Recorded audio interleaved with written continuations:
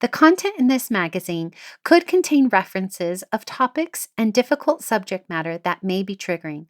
Please honor yourself, inner knowing, and proceed with whatever help or guidance you feel is intuitively aligned.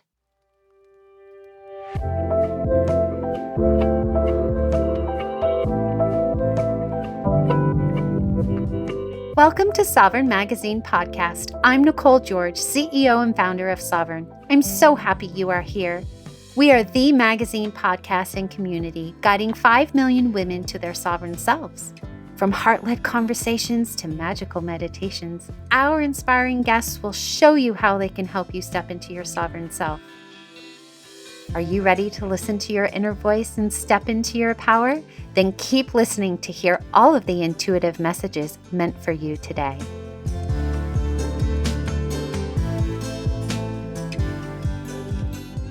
Hello! Today I have the privilege of reconnecting with Chris Melville, who is Sovereign Magazine's personal empowerment coach, alongside her transformative coaching sessions and workshops for the Sovereign community. Chris also runs a thriving coaching practice and is a certified rapid transformational therapy practitioner. With over 30 years of corporate experience, she is very passionate about empowering women to overcome mindset challenges and build thriving businesses. She is a true expert in personal empowerment and helps others step boldly into their power. Welcome back, Chris. Hello, Nicole, and hello to the ladies of Sovereign. It's lovely to be back. Yes. All right. Full disclosure, we've got grumpy people on the podcast today. We are so fake in the chipper voices. I am in the midst of a very large storm here, like literally a large storm, and Chris is going through some stuff. And so, we're just going to be real. We're going to be real on the podcast today. And you know why? Because guess what? Our theme for our December full moon issue is the need for change. And sometimes we just got to shake things up. But in your article, Chris, resistance won't stop change, just make it harder. What a funny concept for today. You share your journey about how you are delaying your dreams of starting your own business because you are waiting for the perfect timing, right? And this is not going to be the most perfect podcast or polished podcast because we're going to be real and authentic today. And so that's what I love most about our relationship and friendship is that we can be real. So for those who are unfamiliar with this concept and your story, why don't you recap for them about what it was like when you were deciding to start your business? Yeah, I wanted to start a business because I was really tired of working for other people who were making a lot of money and not sharing it with all the rest of us. So I felt like I was always working for a board or for some private individuals. So I had one job I was at. I have to try and think of a way of saying this that's not going to give it away. I worked in TV and our programming had gotten quite bad. And it was in one of the trade magazines that our CEO was paying himself more than the head of a massive studio in Hollywood. And it's just like, well, none, and we were laying people off because clients were returning product and stuff. So I was so tired of that. Well, I mean, why do we do this to ourselves, don't we? We think I need the consistent paycheck. I need the security of that job. And we work for people who don't care about us really. I mean, they might treat us really well when we're there, but as soon as something starts hitting their profits, people get laid off, people get gotten rid of. And I'd seen it happen so many times and I was just so tired of it. But bills, private school fees, kids' activities, mortgage, car payments. It's hard to the fear out there is bigger than the fear inside. Like the fear inside is I'm not satisfied. I don't feel valued. The fear out there is like I won't be able to pay the school fees. That's a big fear. As we have your cat coming across this is just the energy of today, right? We've just got all sorts of things. So if you hear a cat, that's our lovely I'm going friend. to try and keep him away from the microphone. No worries, no worries. Yeah, so I agree with you. I remember before I decided to leave the corporate world, I was making a very large six-figure salary, pension, and full beautiful healthcare benefits, because here in the US, here in the UK, we have to pay for our healthcare, and so that's always a huge barrier for people is healthcare here. A lot of people can't start their own businesses unless they have somebody in the corporate world providing those healthcare benefits, right? And so when you leap into a business, oftentimes there is someone in some sort of safety net helping you provide that thing, for at least for us here in the US. Like my husband, he works in the corporate world and he provides the health care for us now.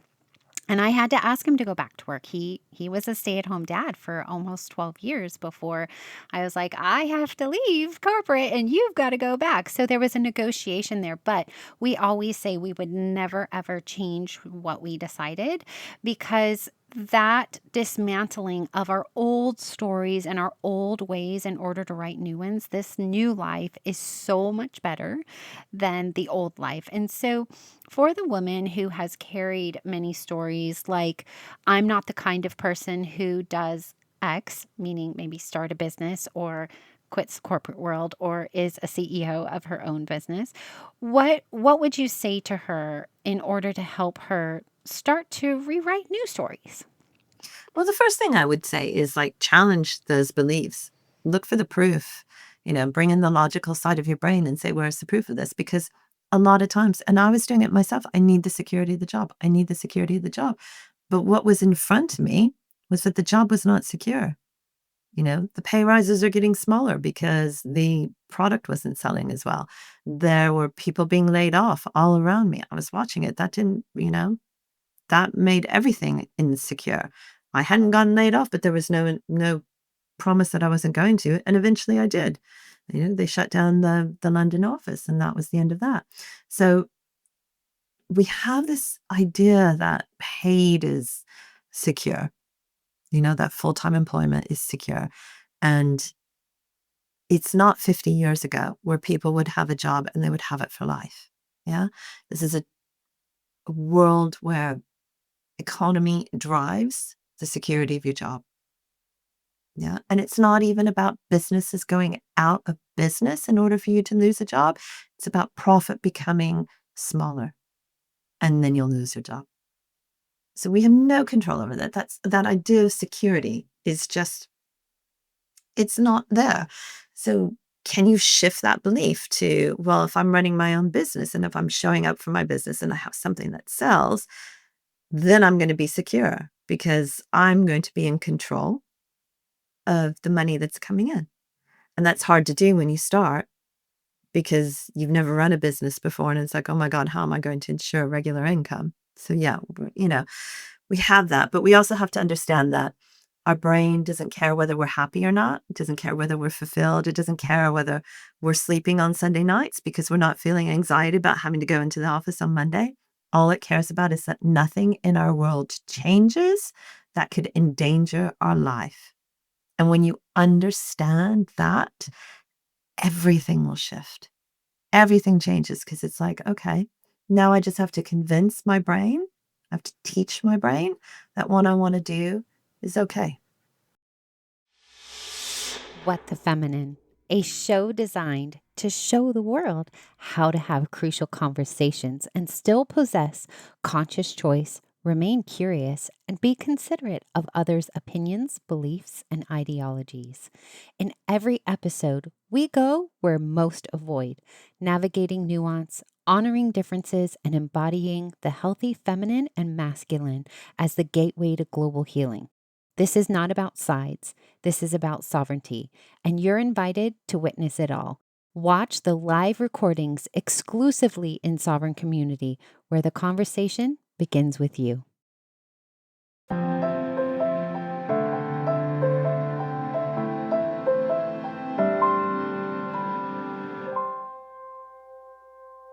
So let's go into steps to our sovereign selves, because when we embrace that change, which you kind of don't have an option when you're running your own business, you have to embrace change.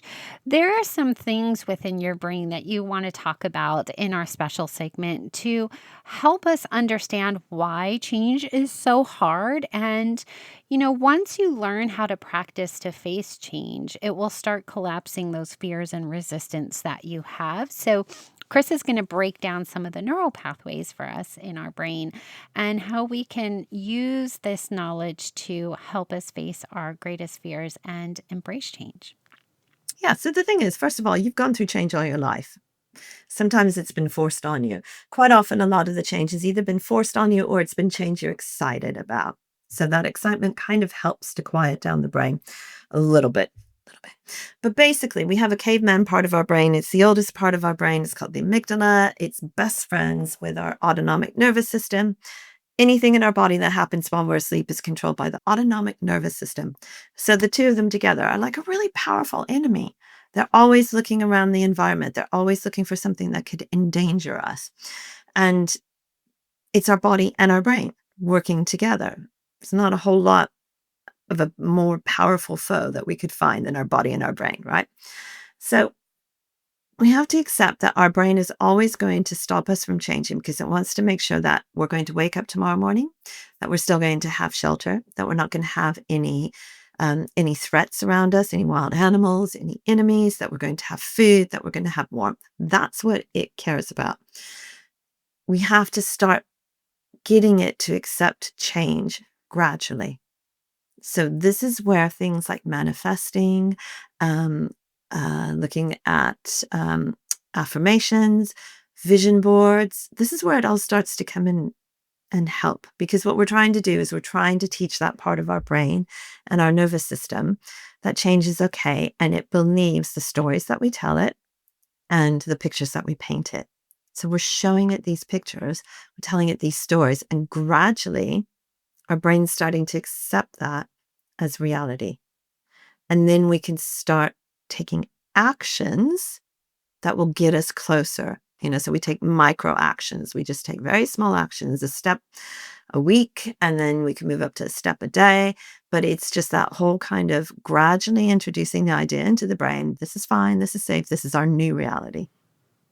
Yeah, and for that person who's impatient like me, what a week is way too long, Chris. I Yeah. cannot wait a week to alchemize something, although I'm much better than I was now. Now I understand, at least for me, there's no concept of time anymore. So when something drops in for me, I just wait for that aligned time, but that's because I've built that security now. I have all the proof that the business is working right. But for that person in the beginning, when there's not as much proof and you're wondering if you made the right decision, and believe me, I was tested so many times when I quit my job.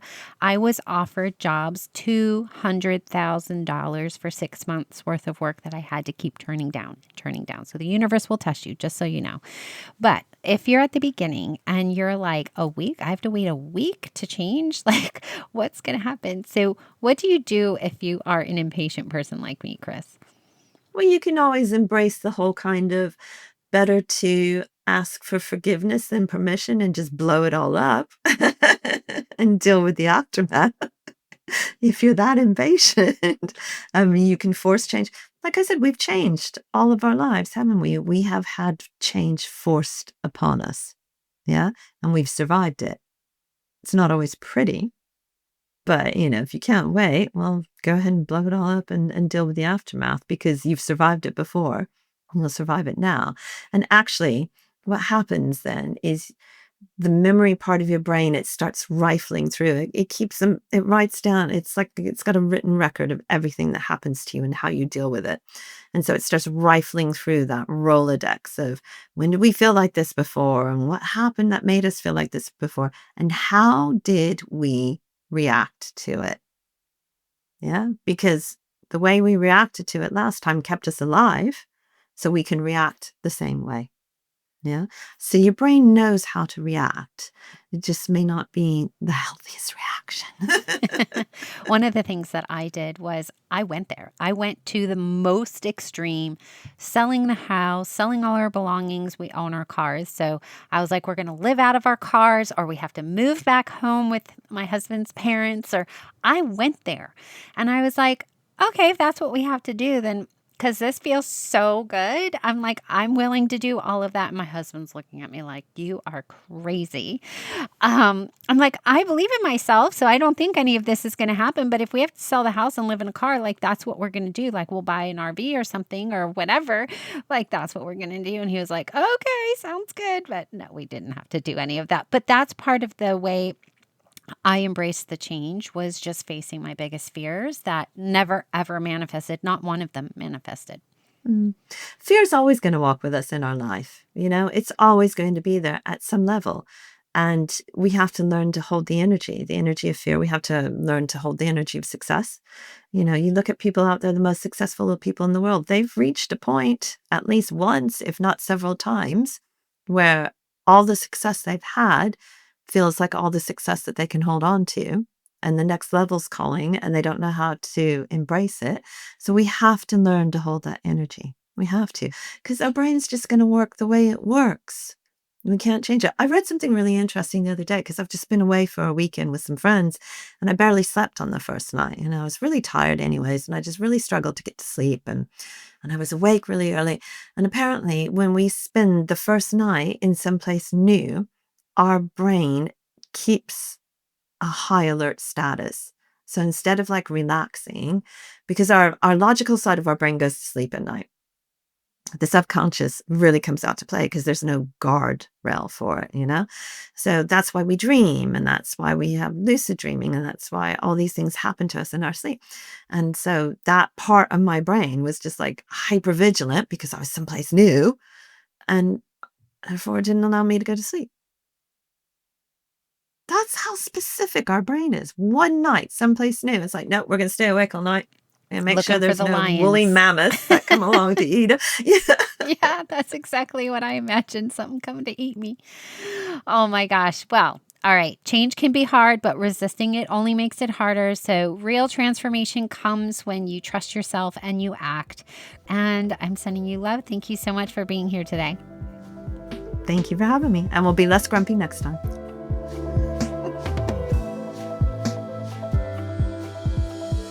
Thanks for listening. This is the last episode for this issue. I'll be back again on the new moon with another soul-led entrepreneur here to help you step into your sovereign self.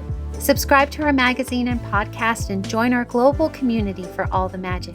Details to connect with today's guest or join the movement are in the show notes. And if you enjoyed this podcast, please leave a review. It helps us reach our goal of guiding 5 million women to self-sovereignty.